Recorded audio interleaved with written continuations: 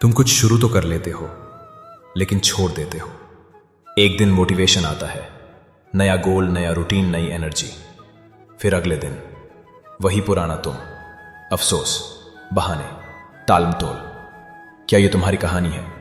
कल से पढ़ना है, कल से वर्कआउट शुरू करना है, कल से मेडिटेशन करना है, लेकिन कल कभी आता ही नहीं। ये स्टार्ट स्टॉप साइकिल तुम्हारे सपनों की रफ्तार तोड़ रही है। अर्जुन का भी ये संकट था। ये सिर्फ तुम्हारी नहीं, अर्जुन की भी कहानी थी। वो भी युद्ध के लिए तैयार था, लेकिन जब समय आया वो पीछे हट गया। बोला, ना मैं लड़ूंगा, ना मैं कुछ करूंगा। कृष्ण ने गुस्से में आकर नहीं, ज्ञान से उसका मन उठाया और कहा, कर्मण्य वाधिकारस्ते मां फलेषु कदाचन। कर्म कर, फल की चिंता मत कर। कर्म करना तुम्हारा धर्म है, न कि हर बार रुक जाना या सिर्फ सोचना।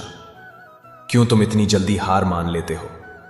तुम इसलिए कॉन्सिस्टेंट नहीं हो क्योंकि तुम हर काम रिजल्ट के चक्कर में करते हो। जब रिजल्ट ना आए तो मन कहता है, छोड़ दे, इसमें क्या रखा है।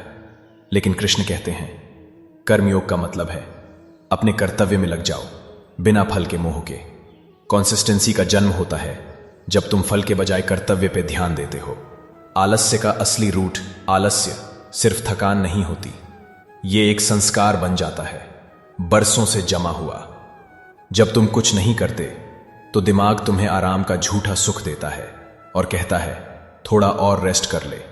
कृष्ण कहते हैं, आत्मा ही अपना मित्र है और आत्मा ही अपना शत्रु। अगर तुम अपने ही मन को कंट्रोल नहीं कर पाए तो तुम खुद अपने दुश्मन बन जाते हो। कर्म योग इक्वल टू दैनिक अनुशासन। कर्म योग का मतलब है रोज काम करना, श्रद्धा से करना और बिना रुकावट के करते रहना। ना हर बार मोटिवेशन ढूंढना, ना हर बार नया गोल बनाना, बस जो सही है उसमें निष्ठा से जुड़े रहना। तुम देखोगे एक समय के बाद तुम्हारा काम ही तुम्हारी तपस्या बन जाएगा और फिर आलस्य की कोई जगह नहीं बचेगी। युवा के लिए व्यवहारिक गीता सूत्र, daily action, mood based action. Krishna ने कभी अर्जुन से नहीं पूछा तुम्हारा मूड क्या है। उन्होंने कहा, यह तुम्हारा धर्म है, करो। छोटे कदम, दैनिक अनुशासन, रोज थोड़ा थोड़ा लेकिन लगातार। 100 मोटिवेशनल वीडियो नहीं, एक छोटा अनुशासित कदम ही तुम्हें बदलेगा। ज्ञान प्लस कर्म इक्वल टू अविरल प्रवाह। सिर्फ पढ़ना काफी नहीं, सिर्फ करना भी नहीं, समझ के साथ कर्म करना। यह है गीता का संतुलित सूत्र। निष्कर्ष, तुम कॉन्सिस्टेंट तब बनोगे जब तुम अपने काम को एक तपस्या बना दोगे, जब तुम करना शुरू कर दोगे बिना देरी के और रुकोगे नहीं हर छोटी दिक्कत पर। कृष्ण तुमसे कहते हैं, जो व्यक्ति आसक्त होकर कर्म करता है वह ही सच्चा योगी है। लेकिन अगर तुम अपना दिन ही सही से शुरू नहीं करते तो कॉन्सिस्टेंसी कैसे आएगी? अगला संदेश, एक ऐसा मॉर्निंग फॉर्मूला जो तुम्हारे दिन को पवित्र भी बनाएगा और अनुशासन का बीज भी बो देगा। एक बुद्धिमान व्यक्ति की दिनचर्या, गीता आधारित मॉर्निंग फॉर्मूला। आधे